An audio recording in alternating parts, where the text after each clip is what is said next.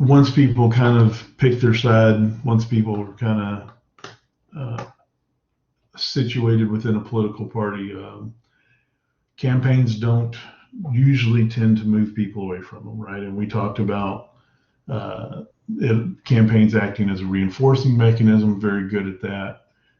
Sometimes, they're pretty decent at encouraging people to get involved, right? Again, for the team they've already kind of picked in this sense, right? The party that's working for them, but they don't really work all that well converting someone, say, from Democrat to Republican or Republican to Democrat. That doesn't usually happen. What we do have happen is people, if they change from identifying with a party to being non-committed, right? Being what we would call little I independents, right? That people say, well, I used to support a party, but they went off their own way and they don't represent what I like anymore. So now I don't have a party. So you don't usually see the conversion event where one goes from one party and joins the other party. Now, over a long period of time, you might see somebody leave a party, right? Become an independent for a while, and then later identify with a different party. And that's going to represent probably a fairly decent amount of time between all of those changes, right? It's not something that's just a conversion process, right? It takes a time, and it takes them either realizing that another party has come closer to them, or that they share some values with a different party that will work for them. But a lot of times, once people leave a party, they are just independent. And then the other thing, right, we spent some time talking about this, was the strength of incumbents running for re-election, and that people, right, if they've picked somebody, they voted for somebody before, they've supported somebody before, they're probably going to stay with that because they know, one, that's a known result, and it's probably an ongoing winning result, right? Incumbents get reelected. Once people have committed to a perspective, and especially to a candidate, you don't usually see conversion away from them, right? You might see them step away to a non-committed spot, but you won't see them convert over. And then, people like to be on the winning side of things, so it makes sense that they stay with a winner a lot of times, which is one of the reasons when we talk about incumbents, right, we are always talking about them as most probably reelected candidates, right? Once you're there, you're going to kind of stay there. So that brought us to now starting to talk about the actual campaigns and how they work, and what we as voters in Texas ought to be looking at and knowing about. One thing that we see quite often is, right, and especially in a state like Texas, which is so large, is that resources are just incredibly important, right? You don't run successful shoestring budget campaigns and win very often. It's not impossible, but right, you're talking a state the size of Texas, you got to have the means, and that means you've got to have people, right, that are professionally trained in running campaigns. You've got to have people in the sense of lots of volunteers that are willing to give up their time and put in effort to support your campaign. And so running especially a statewide campaign in Texas is a big deal, right? It's not obviously, anywhere near running a presidential campaign. But, in just a few states of the United States, do you see campaigns as big as the ones that we see for, say, governor in the state of Texas, or lieutenant governor, or comptroller, or something. So, if you're deciding to run for one of those positions, you're going to have a lot of resources, if not already on hand, available, right? Because you're going to have to bear the cost of that. We don't do public funding in the sense that the government, the Texas state government, collects money or taxes or whatever, and then uses those to help candidates run for office, right? By providing them financial support. We don't do that. So, we don't think it's necessarily the government's job to be raising tax monies and fees and such to then support um, campaigns. And that's not true in a lot of other places, right? A lot of different countries, right? And even at the presidential level, somewhat. We do have some public funding for campaigns, but we generally think that the process of generating a campaign organization that can go out and solicit and get and raise money is part of the challenge of being a good politician. It makes you engage with people and not just run on ideas, but run on the fact that you are out shaking hands, right, and engaging community leaders and political leaders and voters to get money to support your campaign on the long run, right? It forces you out there. So the fact that campaigns, rely on private funding pushes people that are wanting to get elected office to get in touch with more people. Now, obviously, money that comes into these campaigns from the political parties themselves, from wealthy individual donors, from just $5 and $10 donations from just right. I don't want to say, non-wealthy, I guess, would be run-of-the-mill people that are making a living, right? A lot of money is raised, especially in the last 10 or 15 years, right? We're starting to see a lot of money being raised from small money donors, right? Through especially campaign websites, right? One of the big takeaways actually from President Obama's first election campaign was that his online presence turned into a surprise funneling effort for campaign donations. And he raised millions and millions and millions of dollars at, $5, $10, $20, $50 increments from individual folks out in the country, right? And at that point, people realized, okay, yeah, it's probably easier to go to a few wealthy donors and get big checks, but Obama's campaign in 2008 showed us that it was really possible to also have campaigns that could build funding up from small donations as well. And so that is another place for campaign resources, right? I think in Texas during the last senatorial campaign between that Cruz was involved in with Beto, we saw Beto getting a lot of small donor contributions that was helping support his campaign. So there's resources out there, and as a candidate, you're going to have to go dig those out.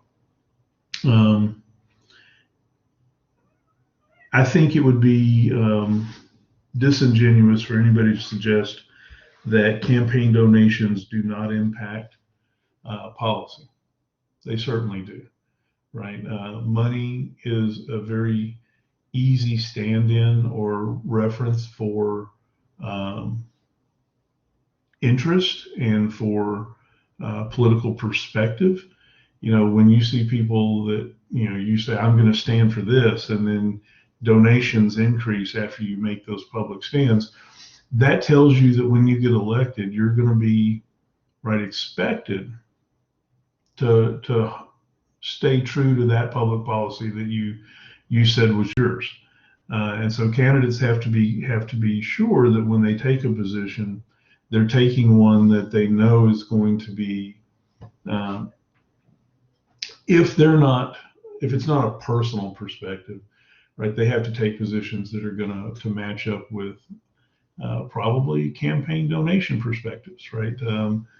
You're running for office as a candidate, you've probably got a few things that are motivating you personally as far as public policy issues, but there's a whole host of other policy issues that you maybe aren't wholeheartedly committed to or concerned about that maybe your constituents are. And when you start seeing those preferences flow into your coffers and as money because of a position you took, you realize that that's now your position, right? So it will skew public policy of candidates, I'm sure.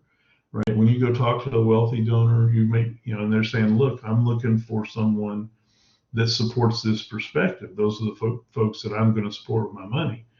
You as a candidate got to consider that, right? I mean, because, your word is important to these campaign donors, and you might get money out of them once if you say you'll support something and then don't. But odds are you're going to be running for re-election, and you're going to keep needing money. And so you've got to think about it in that way, right? Does this donor or this set of donors or this set of donors in this party that are going to support me, right? Does that mean I have to be on this side of this issue? And the answer sometimes is yes, right? That's how it works. Money is a version of free speech in that sense. And so people are going to use their money to make their perspectives known. And as candidates running for office, you're going to take their money. You have to consider that, right? So the fact that in Texas we run, campaigns across such a huge state, which ramps up the cost of those campaigns, puts a focus on media, which costs even more money, right?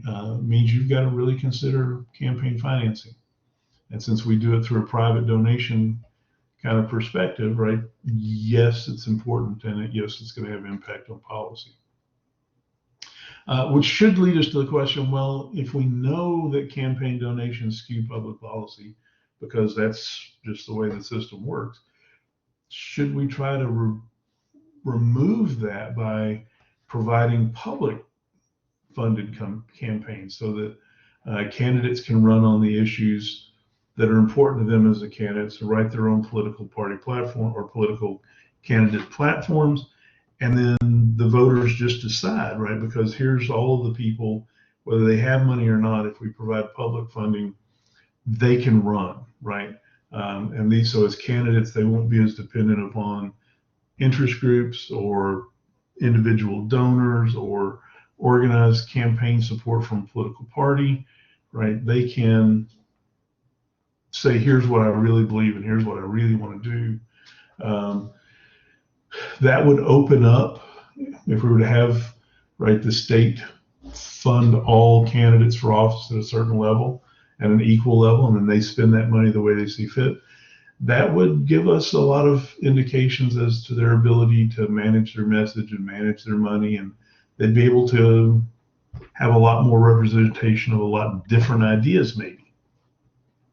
And so in that sense, right, there could be some cool things that come out of publicly funded campaigns.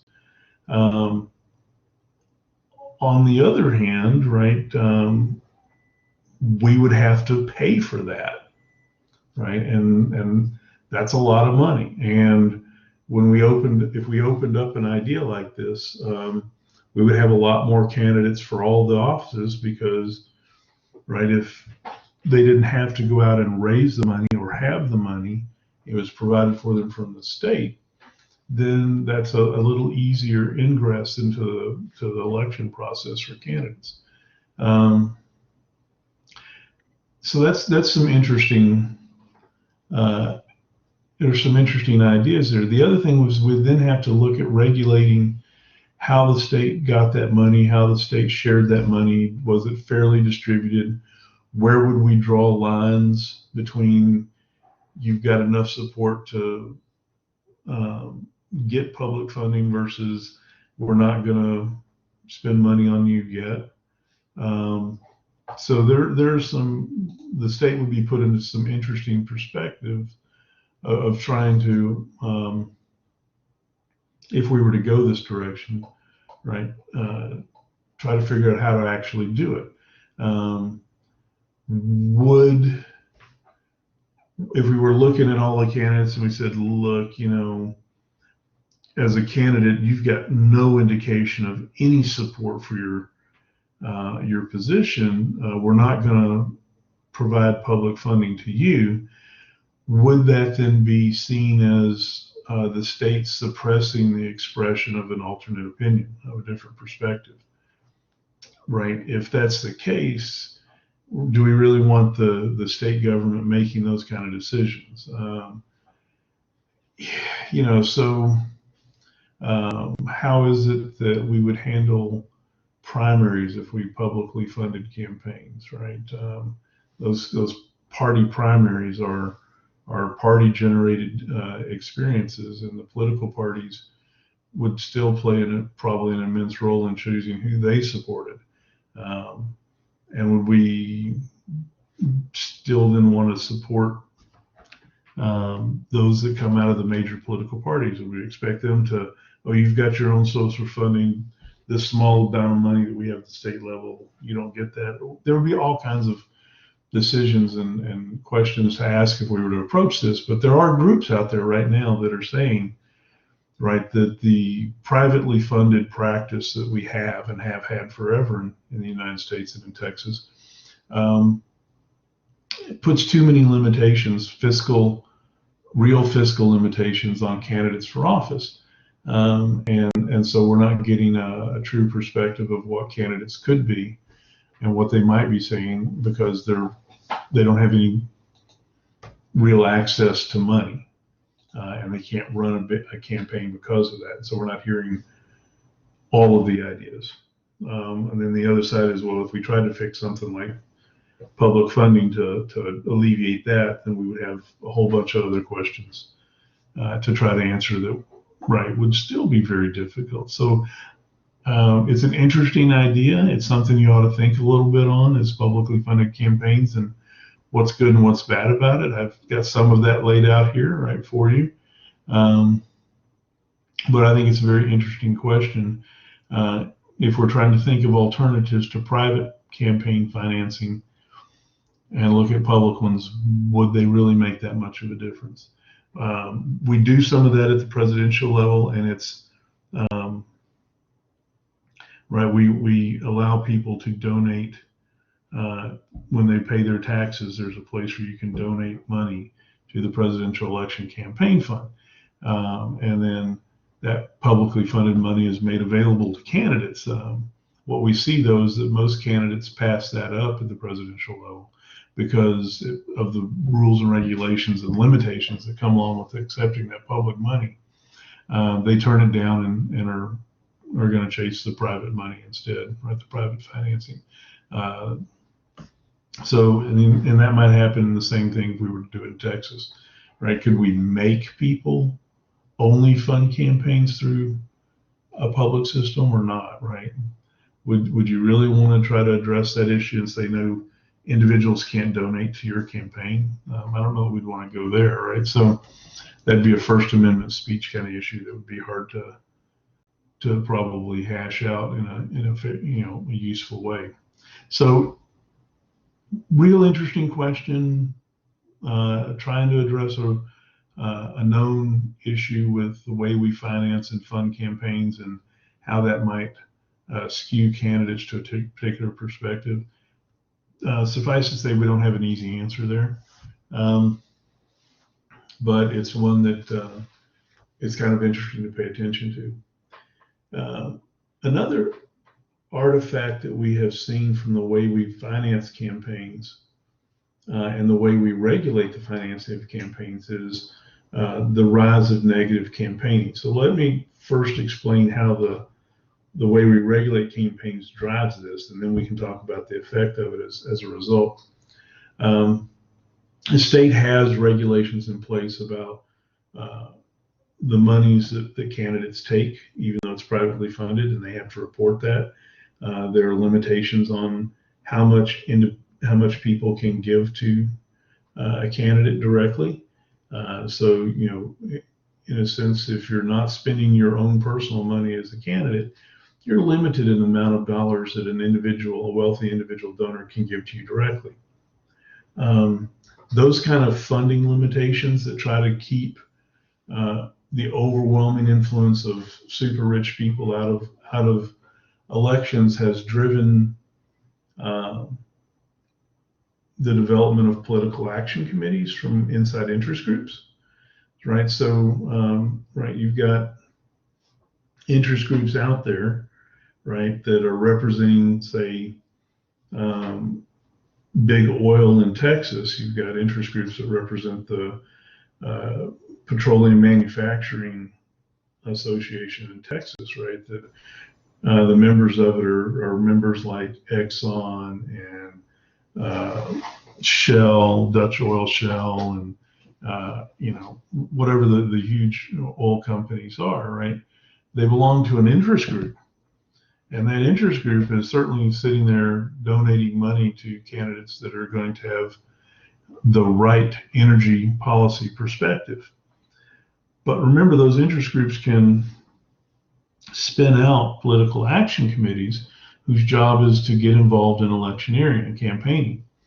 And those political action committees can spend as much money as they want on a campaign during an election, as long as it is not affiliated in any way or directed or organized by a candidate. Well, since that's the case, if I'm an interest group, political action committee of an interest group, and I've got one candidate that's out there that's pro big oil and another candidate out there that is not, I can only donate a certain amount to that candidate that I support. But I can spend an unlimited amount of money attacking the opposition candidate, right?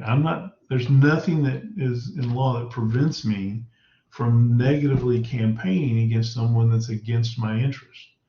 And so, right, and I'm not saying that the petroleum manufacturing interest group has done this. I'm just saying an organization that's got those kind of members in it with the unlimited, essentially, financial pockets. If you were anti-petroleum manufacturing in Texas, how much money could they spend to generate campaign ads that attack you, right? And they can do that on their own. They can fund all that, put it together, air it, and never once talk about the candidate they actually support. And all of that money that they spend in negative campaigning, right, pulling down or trying to pull down this other candidate, is not reported as support or financial support for the other candidate, because it's not, right? And they can spend as much as they want on education and information about the topics and issues and concerns of an election, and that's all perfectly legit. And so, as a candidate for office, you got to be careful who you're going to make enemies out of if they've got super deep pockets, because negative campaigning is, one, effective, two, right, a place that can, if they've got deep enough pockets, can be an unending thorn in your side. It can drive discussion about you as a candidate and about your position on policies right into the ground over time, right? So you got to be careful, right, who you are and how you're going to vote and what you're going to say as far as policy issues, if you don't want to become the negative target of a large interest group, because this is an open door for campaign spending, right? And at the federal level, the Supreme Court's told us that, right, that there's money is equivalent to free speech, and the ability to spend money to put your position and your ideas out there shouldn't be limited because of the First Amendment. And there's a lot to that makes sense and is true, but the unfortunate run-on effect of that is that even with limitations on positive campaign support for a candidate, there aren't limitations on the negative side. And so we've seen, conversely, right, the growth of negative campaigning and the impacts it can make on people. Does that make sense?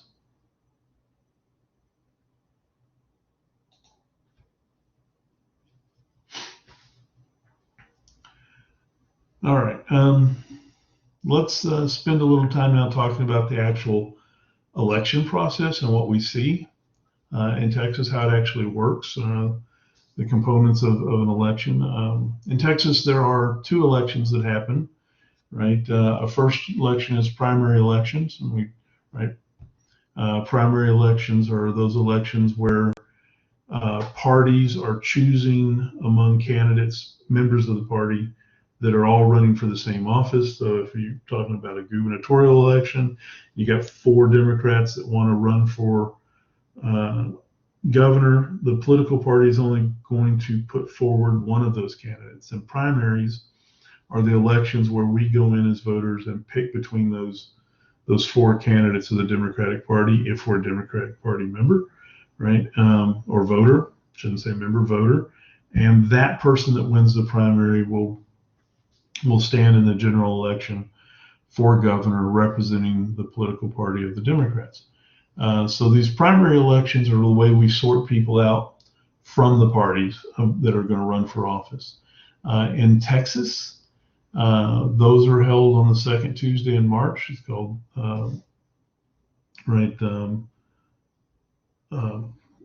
Super Tuesday. And those are in even-numbered years. Those even-numbered year elections that are called Super Tuesday are corresponding with a presidential campaign. And those are the ones that happen in March.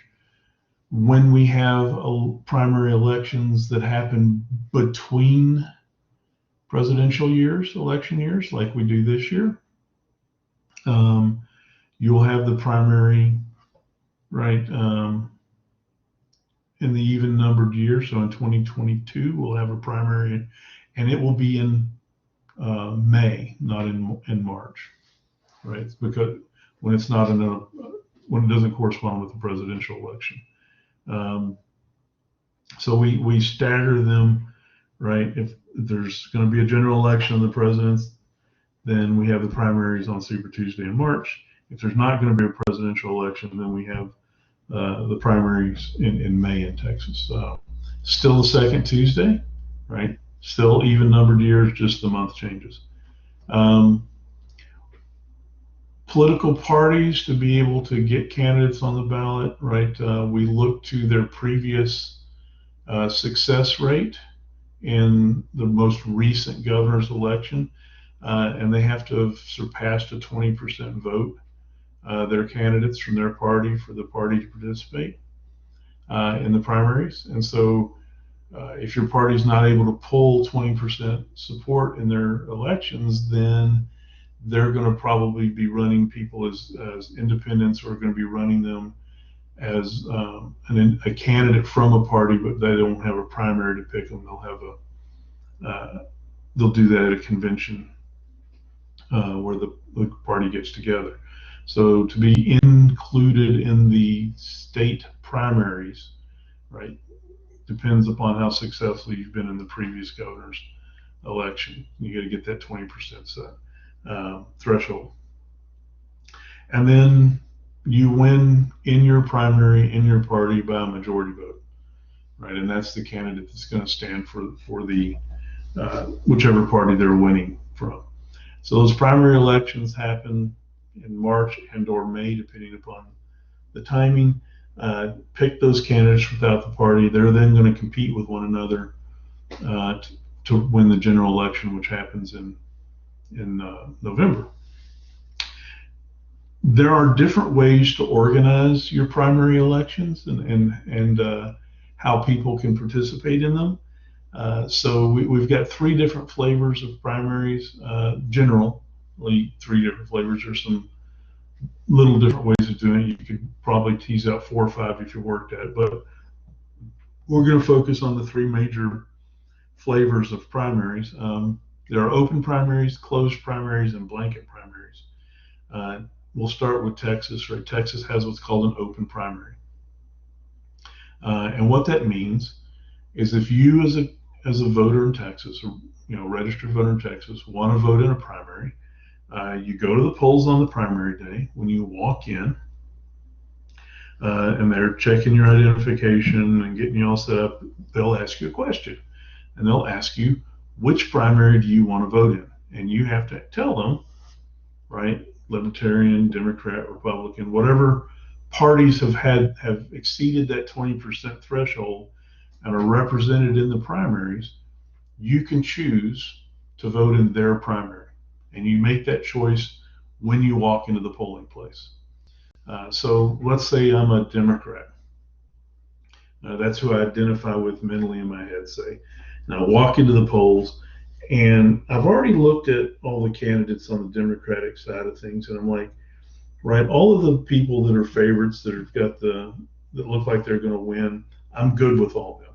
I don't really need to add one more voice there, right? The person I'm supporting for governor from that party, or for lieutenant governor, or for attorney general, right, or for my district, or right, state senatorial district, whatever. The front runners are probably going to win, and I'm good with that. So I have the opportunity, since Texas runs an open primary, to vote in another party's primary if I want to, right? If I'm happy with what my party's doing and the candidates there, I could say, hey, I think I'll vote the Republican Party primary. And I could do this a little maliciously, right? I could say, yep, I want to vote the Republican Party primary, and it's legal to do that, and people working the poll will give me a Republican ballot, and then I'll go into my voting booth and I'll pick the worst candidates possible for the Republican Party, the ones that, right, shouldn't even be there, maybe, that will be the most polarizing, will cause the Republican Party the most problems, right? I'll try to submarine them by picking bad candidates. And maybe that bad candidate will win, right, and be the Republican Party's representative. And if that happens, and my candidate in the Democratic Party wins like I thought they would, now we've got the best Democratic candidate going against the worst Republican candidate, maybe, right? And so I can play games in Texas because of this open primary perspective, which lets voters pick the primary they want to vote in when they walk in the polling place. Most states don't do that. Most states have what are called closed primaries. And what that means is that when you as a voter sign your registration card, right, fill that card out to get properly registered to vote, you indicate on that registration card what party you identify with, right? So this may be, a year ago you filled this card out and you said, I'm a Republican. Okay, well, when the primary time comes around and you walk into the polls, they have you registered as a Republican, right? They look at your ID, they go, oh, that's this person, they're registered as a Republican. Here is your Republican ballot. Go vote, right? You don't get a choice. Your choice was made when you, right, filled out the registration card. That's the closed primary, which doesn't allow this kind of nefarious, underhanded stuff that Texas allows. Now, I don't know how effective that would be, but it's an option or a possibility because of the way we do the primaries in Texas. I don't know of anybody that's ever actually done that. I mean, I have no stories.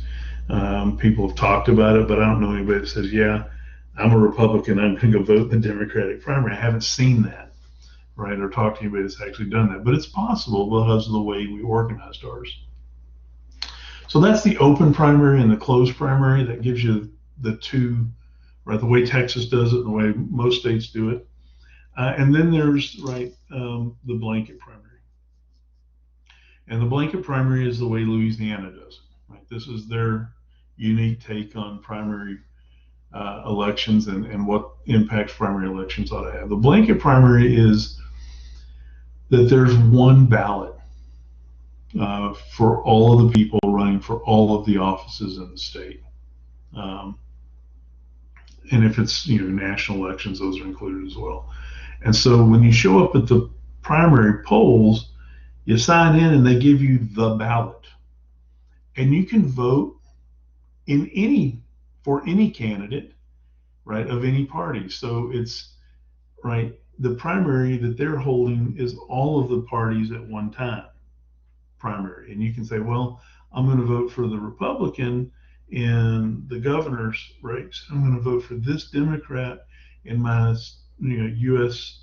Representing Louisiana for the U.S. House, and I'm going to vote for this independent to represent me as a state house member, right, from my parish in Louisiana, right? You can jump around like that. You get to vote anywhere you want in the primary.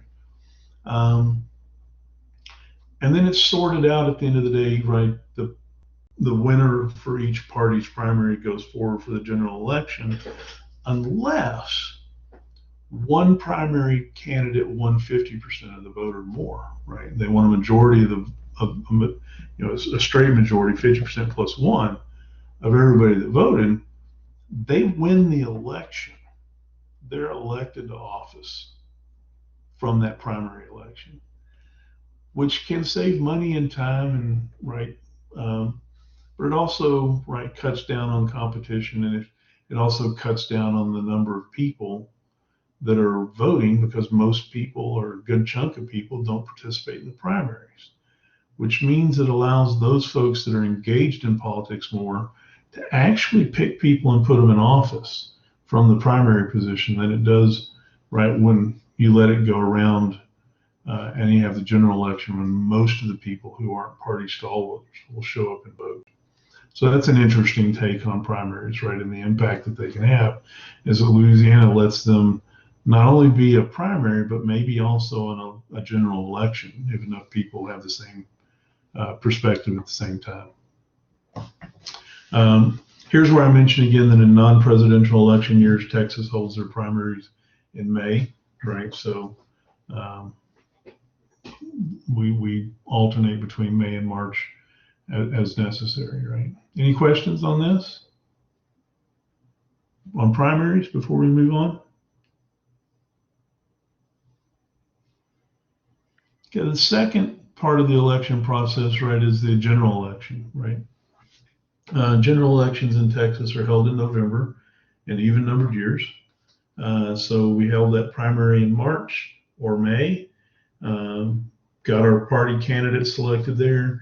In November, we're going to have the general election, and we're going to pick between those party candidates and pick the people that actually are going to take the office.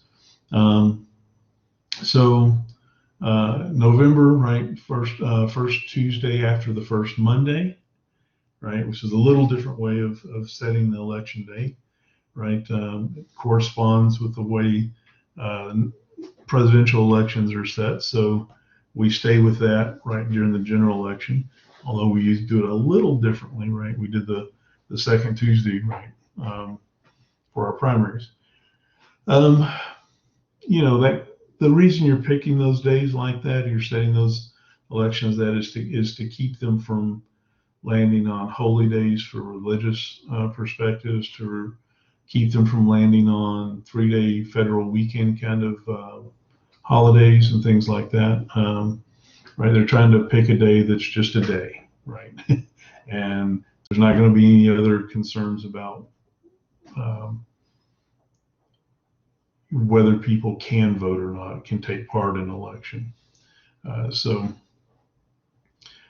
We've generally looked at it that way, as trying to find just a day, right?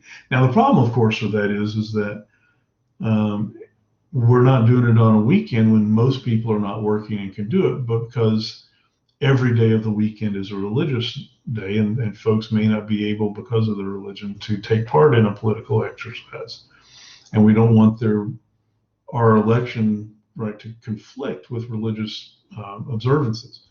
So we've got a little bit of an issue there, in the sense that if you wanted to make the elections so that people didn't have work and all of that interfering with it, doing it on a weekend might be a little better, but then you'd interfere with religious concerns. The answer to that, if we really wanted to give people an easy opportunity to participate in elections, we would declare national holidays on the first Tuesday after the first Monday of the year, right? And no one would work and would have an election day or something. But that way you'd avoid the religion, you'd avoid the business, and everybody can vote. But we haven't done that, so people are responsible for getting themselves to the polls on a work day.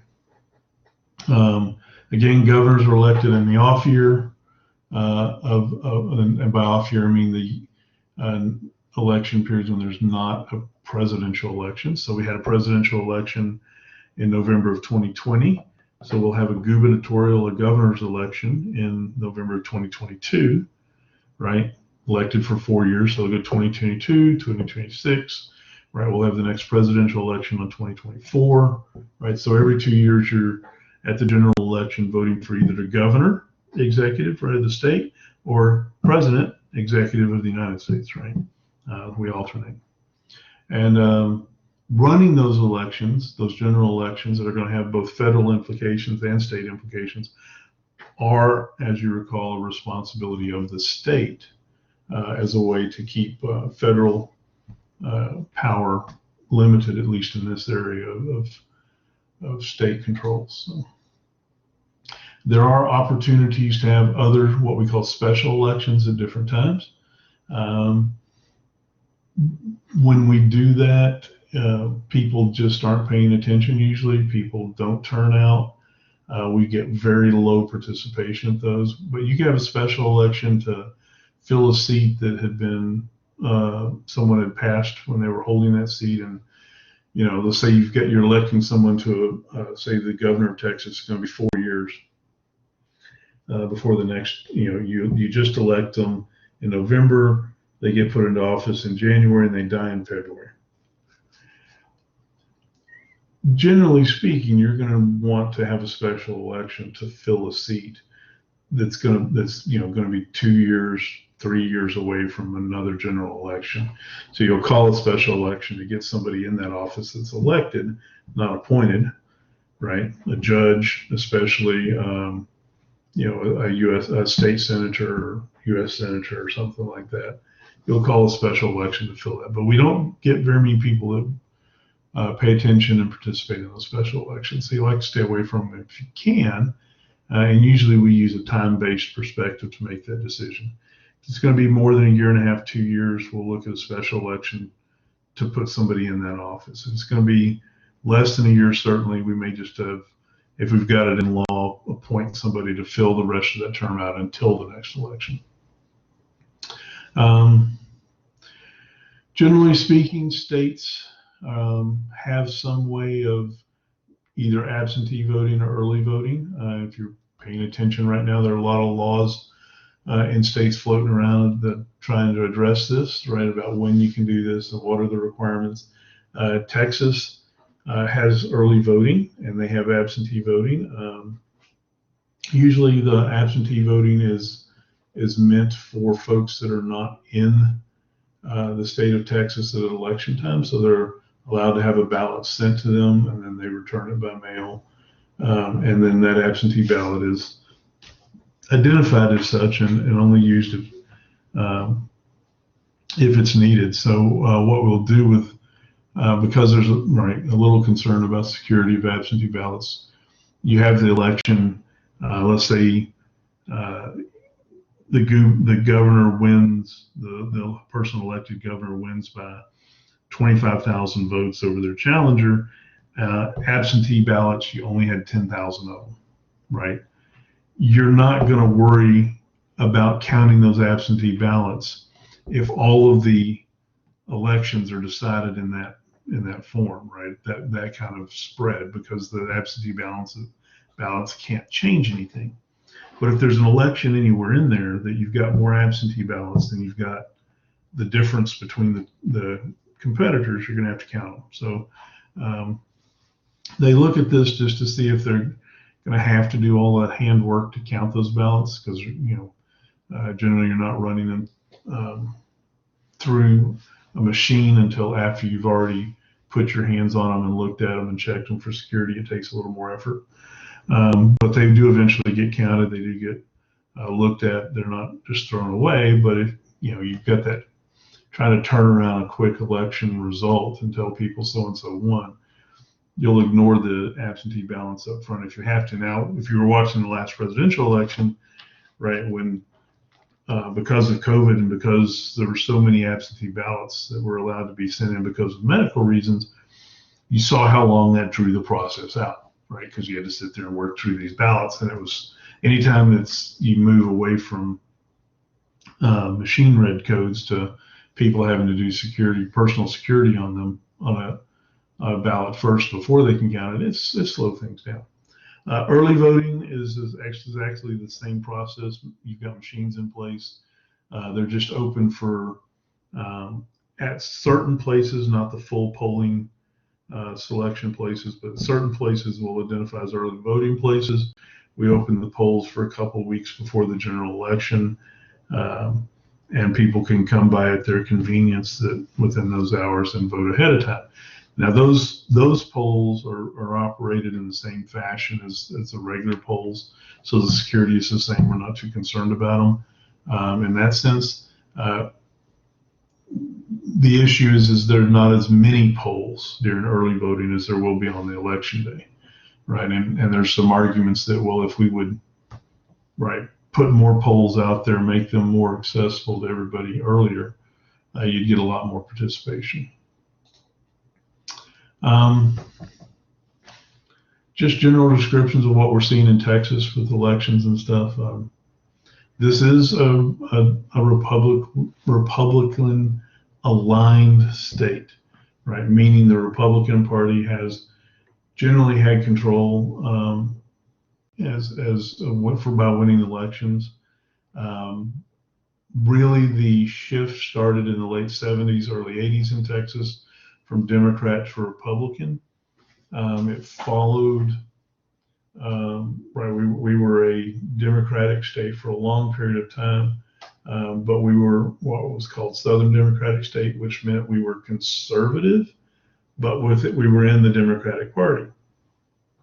As the Republican Party became a viable party in the South, you saw politicians in Texas shift from being Democrat to being Republican. And you know, as this happened, all of those conservative Democrats joined the Republican Party where it's better alignment. The Republican Party grew in strength in the Republican Party because it became the conservative party, not one of the conservative parties.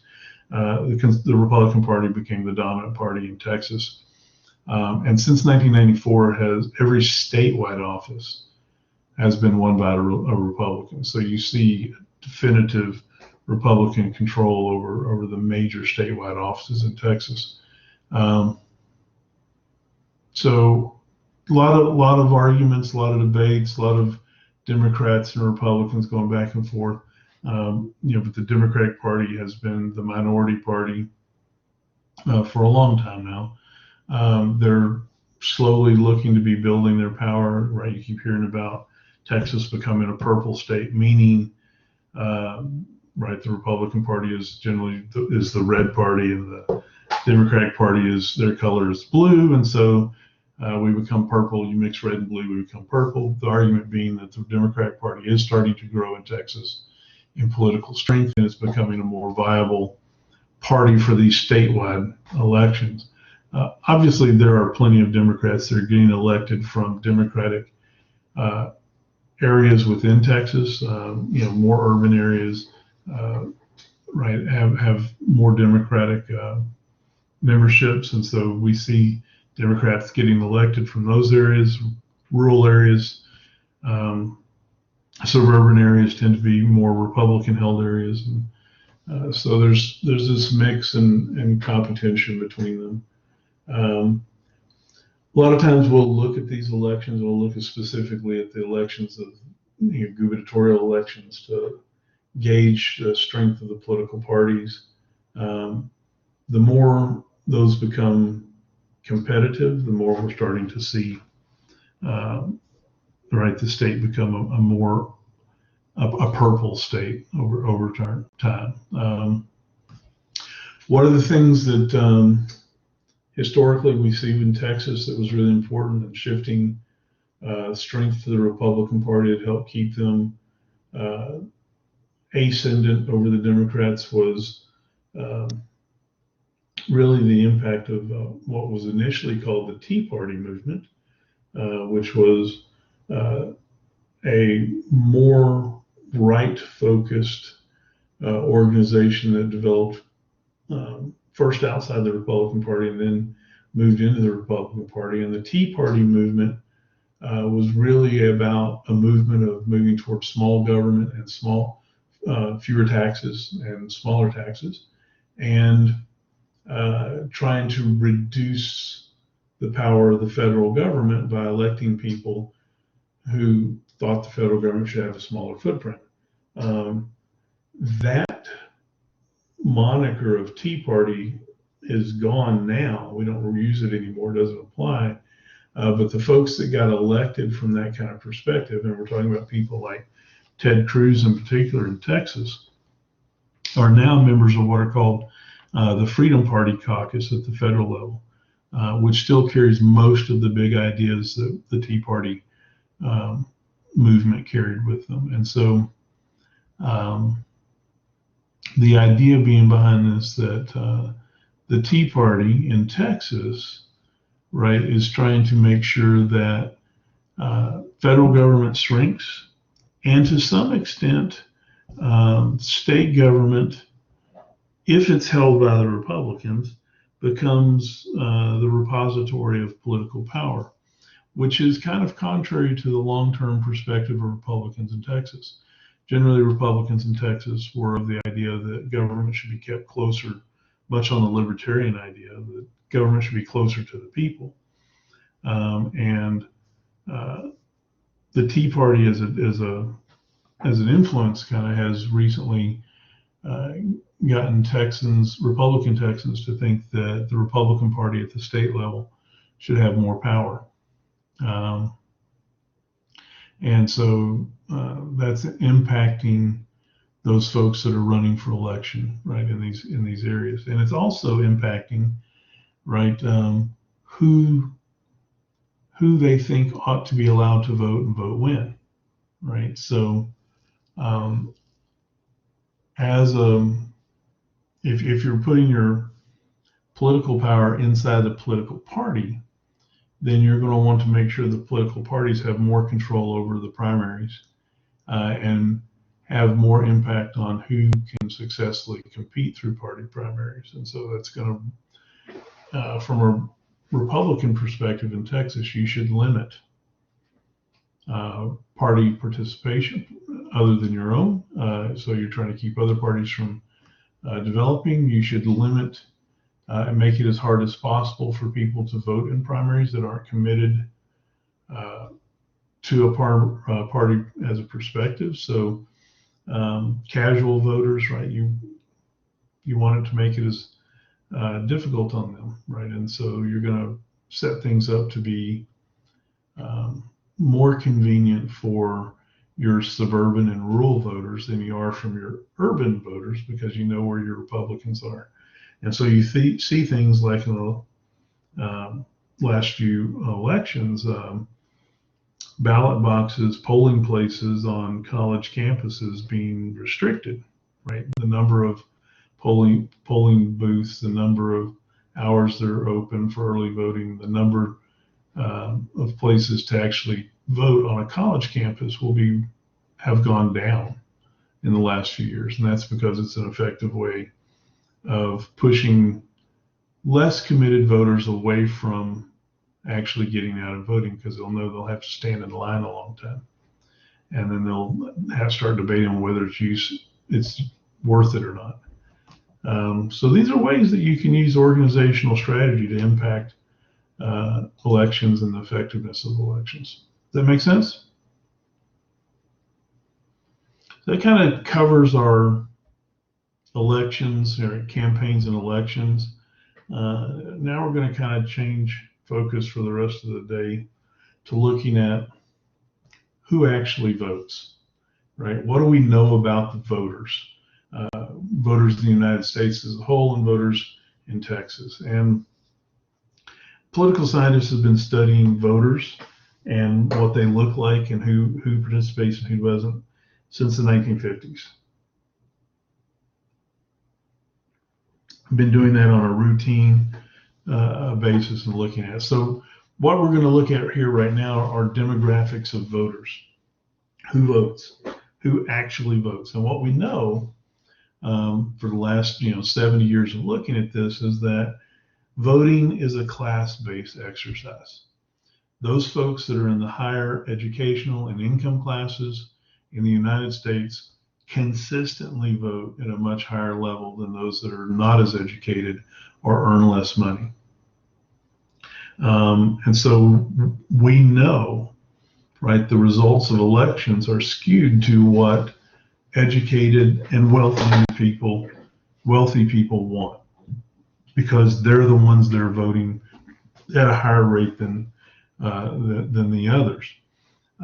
Part of this is because uh, those that are well educated probably have a bigger perspective and better perspective of the impact of government on them. And the wealthy probably also have that bigger impact perspective of impact, but they also have more opportunity to vote, right? If you're making good money, you're probably in a job that gives you some flexibility of your work hours, which means it's easy for you on election day to coordinate some time to go vote, right? Um, and so if you're someone that's punching the clock or an hourly employee, not a wage employee, right, it's going to cost you actual dollars to go vote, because you're not going to get paid while you're in a voting queue, right? Unless you go after work, in which case you're going to be there with everybody, which kind of, right, makes it harder to do that. And so those of us that have flexible schedules, those of us that work for organizations that put an emphasis on voting, right, get to vote more easily. Right, when I was managing people for the state of Texas, right, I would schedule. I'd ask my folks, early voting's happening. Tell me when you want 2 hours off to go vote, right? And we would arrange their schedule for them, right, so that they had the opportunity, paid, still on the clock, to go vote, right? So your state employees, right, are gonna go vote because they're given the opportunity, and it doesn't cost them anything but their time. Yeah, Ruben, it does take longer to vote, especially from that back end, right? And if you got kids, like you mentioned, you've probably got to get somebody. If you're lucky, you can get somebody to take care of them for free. You might have to hire a babysitter. And so anytime that you're having to put out money or give up money or schedule time away from your free time to go vote, that's a disincentive. So you're hitting right on it, Ruben. It's definitely all facts. And so higher educated, who tend to also then correspond to higher income, those are not usually problems they have to worry as much about.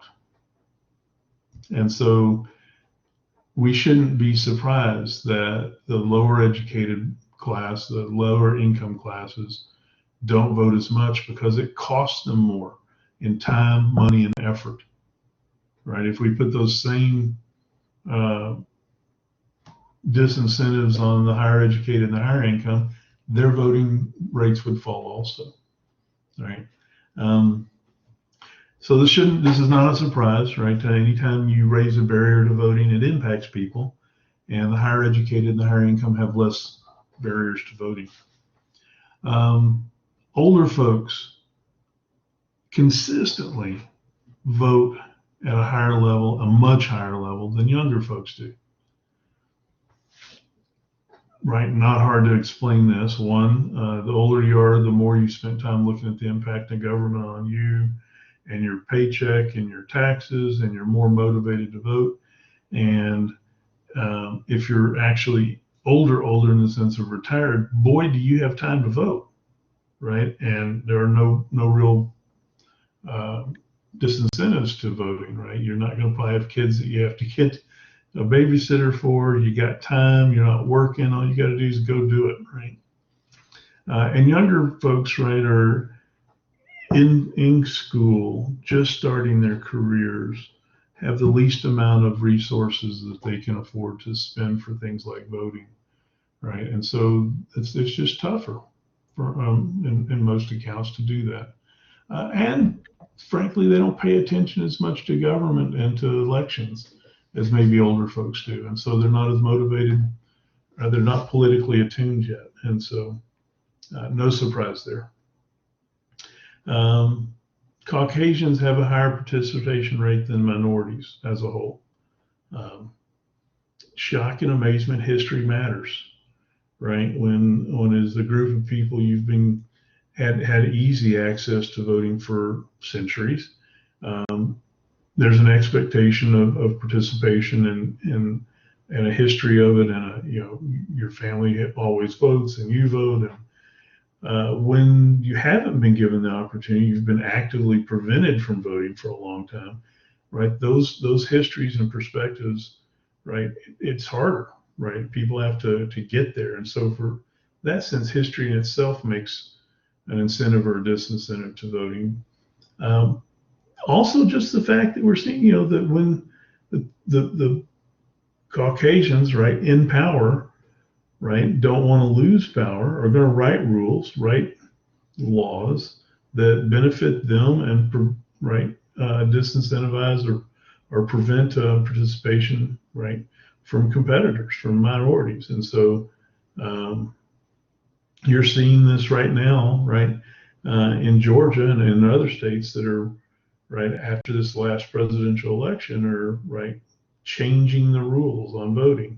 And we're not at all shocked to see that these rules are going to impact minorities that have been climbing in their participation levels, right, and are actively a voting threat now to Caucasians that have been in power, that they're going to try to change the system to benefit themselves. People in power don't give up power just because, right? It generally has to be taken from them in some form or fashion. They have to be defeated in that. So we're seeing this go on, right? I mean, you look at these rules, these laws that are on the table to be discussed or have passed in Georgia or looking to be passed in Florida about not being able to provide water or food to people as they stand in long election lines. What's the point of that, right? There's no doubt what the point of that is. And it's when you couple that with the realization, the fact that in minority areas there are fewer polling places, which increase the length of lines. Samantha, I don't know. If that's something that just passed, I haven't seen it and I don't know yet. So I'd have to, I can't speak to it, sorry.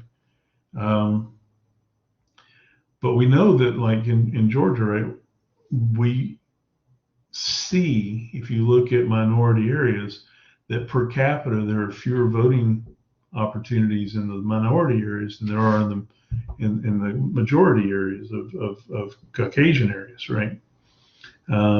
So if you've got one voting place for every 5,000 people in one part of the city, and then you got one voting place for every 10,000 in another part of the city, shock and amazement that there are longer lines in the other part of the city, because you got to go vote where you're assigned to vote. And then you pass a law that says, well, if you're standing in line, no one can give you water or food. Right? Makes you think. Next, right, condition here is that we know that, and this is starting to level out, but it's still there. Northerners vote more often, have a higher participation rate than Southerners. And this is not really a shock, it's a historical circumstance, right? Southerners tended to, after the Civil War, not participate in the election system because they didn't agree with it anymore, right? It wasn't their election system, it was one put into place by the Northerners that came in through Reconstruction. And of course, the system was to make the election system fair to everybody, regardless of their race. And of course, the Southerners, white Southerners, didn't agree with that, right? So they opted out of the system for a long time, and we still don't have the confidence or belief levels that would get Southerners to participate at the same rates that those north of the Mason-Dixon line do.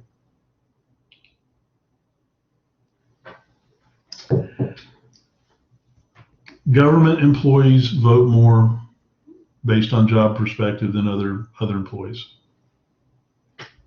Shock and amazement, right? Those folks whose jobs might depend on who gets elected, play a part in who gets elected, right? Plus, governments tend to make it easy for government employees to vote. Like I told you, right? When elections were coming up, I sat down and carved out time for my employees, right? To make sure they had a window to go vote in while they were being paid. Well, of course they're going to go vote, right? I give you a 2-hour window and you go to your poll and it takes you 30 minutes to vote and you get an hour and a half lunch. You're kind of liking all that and you get paid, right? So yes, government employees vote and they vote often, right? Interestingly enough, now, gender is not a very important indicator of who votes more. We are to the point where voter participation and gender levels, percentages are about the same. So obviously, right, prior to 1920, that was not the case, right? Because women didn't get the right to vote until 1920 in federal elections. So in a century, that's sorted itself out, and now it's not an indicator of who's going to vote more. And the last one here is just kind of you're going to hear it and see it and go duh, but you need to think about it for a second. Those folks that are registered to vote more often than those folks that are not registered. And it almost sounds like, right, a stupid thing to say because you can't vote if you're not registered. So of course, registered people vote more. They're the only ones allowed to vote. That's not what this means. Remember, when you talk about political polling, one of the things that you're asking people is, are you registered to vote? And you get a yes or a no. And then they follow that question up with well, how likely are you as right to vote? So and so what we know now from that polling is that those folks who answer, I am registered to vote, they actually do vote. Those folks that are not registered to vote when they're asked that question, some of them still get registered and vote, but it doesn't happen at the same level, right? So what we know is from this survey work that those who are already registered to vote will follow through and vote. Those that are not registered to vote, some will follow through, but some will forget. And when the election talk ramps up, they'll go, oh, I need to register. And most states have a registration deadline that's 30 or 60 days out from an election. So by the time you start thinking about voting, the deadline to register has passed and you can't vote, right? So you can go ahead and register, but it won't work and it won't allow you to vote until the next election. And so that's what that's actually talking about there, that when we find out if somebody's registered or non-registered, we know those who are already registered are going to follow through and actually cast their vote. Make sense? Samantha, if you want to find some information or a link on that or something and send to me, I'll be happy to look into it. But I haven't got there. So if you know where that is and can point me to it, I'll be happy to take a peek at it and get back with you on it. Okay, so we looked at who votes. Now let's look at why do you vote, which also kind of seems like a duh. You vote because you should, right? And yes and no, right? There are a lot, as many people as there are out there, there are a lot of different reasons for voting. And first and foremost is the one that most people expect, right? People vote because that's part of their duty as a citizen, is to participate in the process and help decide who the policymakers are. And so you have a duty to get out there, right? And if there are Beavis and Butthead people out there right now, you should be right laughing. You have a duty, right, to vote. And so you should. And a lot of people will tell us that's why they vote. Hey, I'm a citizen. It's my job, right? It's part of what I'm supposed to do. And that makes a lot of sense. That's a great reason to vote.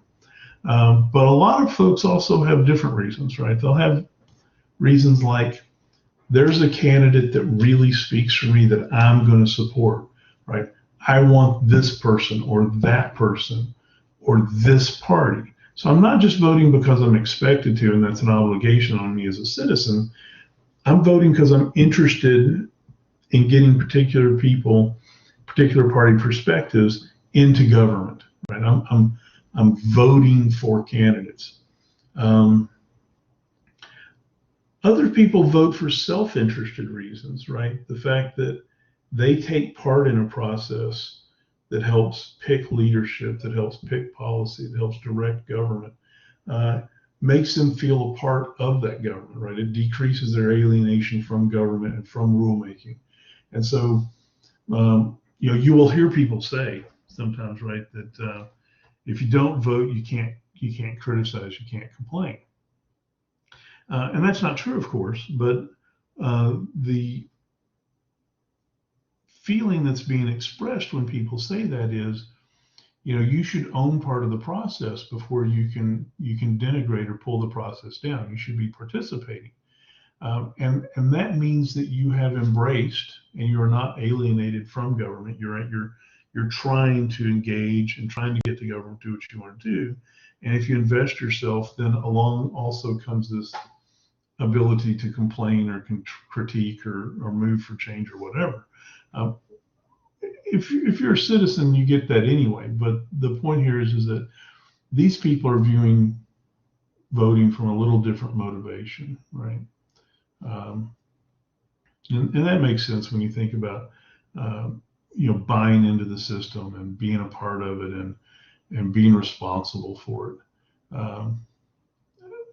Another reason to vote would be that you're wanting a particular public policy.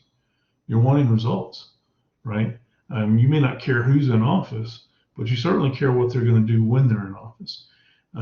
You want that stimulus check that was promised to you. Give me the stimmy, right? That would be people wanting to affect public policy, right? Whether that's you or not. That's the kind of idea that we're talking about here, right? You want a particular result, right? Excellent. Bunny Bag Joe. There you go, Riley. Samantha, I'll take a peek at that, right? After class, and I'll get back with you on it.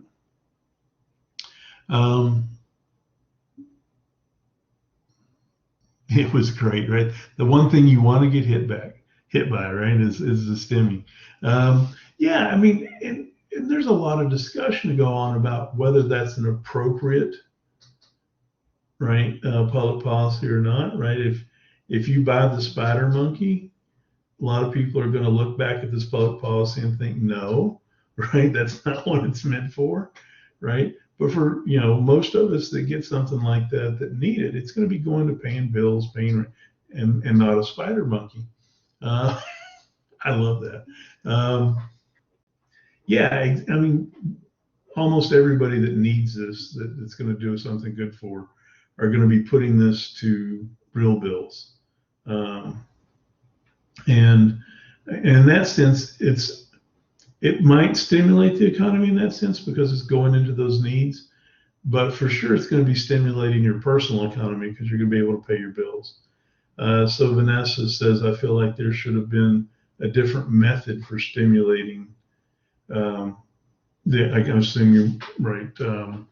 Instead of individual checks to individuals, you're looking at some broader policy to spend money to stimulate the economy as a whole, right? Am I catching that right? Yeah, absolutely, right. There's a good case to be made that the economy could be managed up and into an upward tick up through many different ways, right?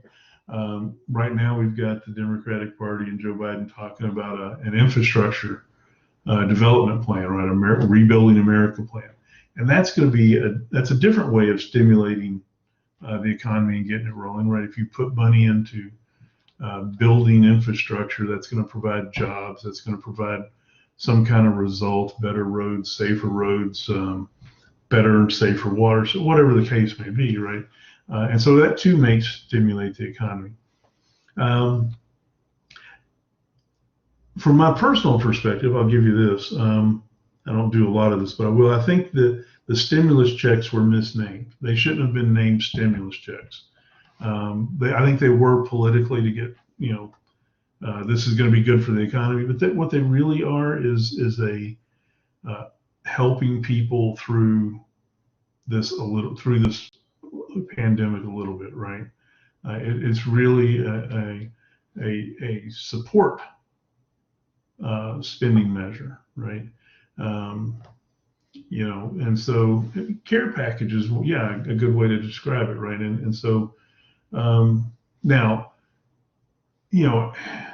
for people that were not impacted financially by the COVID, the pandemic, right, but are getting a stimulus check. Not much stimulus is probably happening from that. Those folks they might buy the spider monkey, and if that's the case, then it stimulates the economy some. But they're probably going to stick it in their savings account or something like that, and that's just money that doesn't really do anything for a while. And so in that case, it fails on a stimulus argument. Money spent on the infrastructure, right? You have to look at it the same way. Is it really going to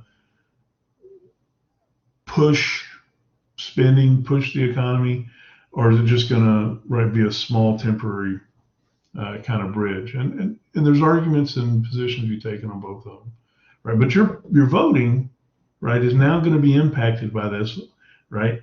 Vanessa's going to vote, maybe thinking, hey, you should have done something a little different, right? Samantha's looking at, I got to pay some bills. This was a good policy for me, right? So voting is going to be affected by public policy, by the impact that it has, by the perspective that we have of what it should do or shouldn't do. And then it absolutely should affect public voting. Another reason to vote is to look at cleaning up the system, right? Anytime you've got a system of regulation and laws and the people that go into it have certainly the possibility to be operating for less than good reasons, to be corrupted by the power, corrupted by the ability to make a difference. And voting is, right, a real antiseptic to that kind of corruption, right? We look at corruption in office and we're going to participate. We can vote them out, right? And if we vote for people that we know are good people first, we can even prevent corruption from happening. So voting acts to clean up corruption when it does get into office, and it can be used to keep corruption out if people exercise it that way. So there are a lot of good reasons for people to vote, a lot of different reasons for people to vote, right? And it's good to know that. So we'll pick up on the first, right? We'll pick up and finish off the last 8 or 9 slides. And then your test window opens at noon, right, on the first. So we'll definitely finish this chapter on Thursday. And then once the class is over, the test window will open at noon and will be open through the 3rd. So you'll have a little extra time than you did on the first window to take the test. Okay, any questions before we call it a day? And Samantha, I'm gonna yes, Riley, correct. They are extra credit. So they're just points added. You can actually think of them as points added to a test or added to a paper score or something like that. Right, they're just points. About the quizzes, like if I get a 4 out of 5 points, does that count, or how do you measure? Yeah, you'll get 4 points. Oh, okay. Right? So any point I make on it is just added. Right, they're just points added. Oh, so let's say at the end of the class, and I don't remember, so don't quote me on this. Let's say there were 320 points available in class. That's test and paper, right? Add up to that amount. Anything that's extra credit are just points added to what you earned. So let's say you had aced everything, you had 320 points, and you did extra credit. You could actually end up with 340 points in this class, and the highest, right, that you earn is 320, right? So they're totally extra credit. Awesome, thank you. Yep. Oh, and about the paper, we can Coach, can we like email you about like questions and like send you like rough drafts or something? Absolutely. Any questions you have about that, get with me. Okay, Yeah, great. I'll be happy to answer them. Thank you. A's for days, Rubens. The due date for the paper, I think I have, hold up, I've got it written here. 4/16 is what I've got written in front of me. So a couple weeks out, get with it, right? Yeah. And I'll back up and take a look at your link there, right? I'm gonna get that pulled up right now, and then I'll get back with you on that. Office hours are tomorrow from 3 to 4. I'll have the classroom open, and I'll be here. If that doesn't work for you, email me. Um, Sometimes it would be good for you, and if I can work with any of those times, I will. And if not, then I'll get back with you, and we'll figure something out. But if you can do 3 to 4, I guarantee I'll be here. All right. Y'all have a good day. I'll see y'all on Thursday.